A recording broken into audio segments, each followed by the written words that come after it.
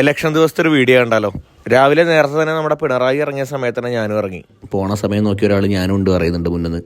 എന്തായാലും വിഷു എത്താനായി എന്നുള്ളത് ഈ കൊന്ന പൂത്തുക്കുമ്പോഴാണ് നമുക്ക് മനസ്സിലാവുന്നത്. BL തന്ന പേപ്പർ എടുത്തിട്ട് നമ്മൾ രാവിലെ നേരത്തെ തന്നെ ഇറങ്ങി. അഭിനവും ഉണ്ടായിരുന്നു കൂടെ. ഞങ്ങൾക്ക് രാവിലെ തന്നെ പോയിട്ട് അവിടെ കുറച്ച് പണിയുണ്ട്. പോണ വഴിയൊക്കെ നല്ല രസമാണ്. നിറകരല്ലെങ്കിൽ ബ്യൂട്ടിഫുള്ളാണ്.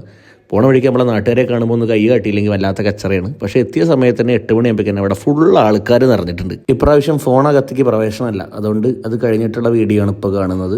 ഇലക്ഷൻ്റെ ഏറ്റവും വലിയ പ്രത്യേകത നാട്ടുകാരെയും വീട്ടുകാരെയും നമ്മുടെ കൂട്ടുകാരെയൊക്കെ മൊത്തത്തിൽ ഒരൊറ്റ ദിവസം തന്നെ കാണാമെന്നുള്ളതാണ്. ഞാൻ വേണമെങ്കിൽ എല്ലാവരും ഒന്ന് പരിചയപ്പെടുത്തി തരാം. എല്ലാവരും ഇല്ല കേട്ടോ, കുറച്ച് ആൾക്കാർ. നമ്മുടെ സഖാവ് ചൂലേട്ടൻ, ടൈലർ അനീഷേട്ടൻ, പേപ്പർ വാസുവേട്ടൻ, nurse Gopu, manager Abi, engineer രമേശേട്ടൻ. ഇവനൊക്കെ മനസ്സിലായില്ല. ഇത് നമ്മളെ ജയശേട്ടൻ, നമ്മളെ പ്രകാശേട്ടൻ.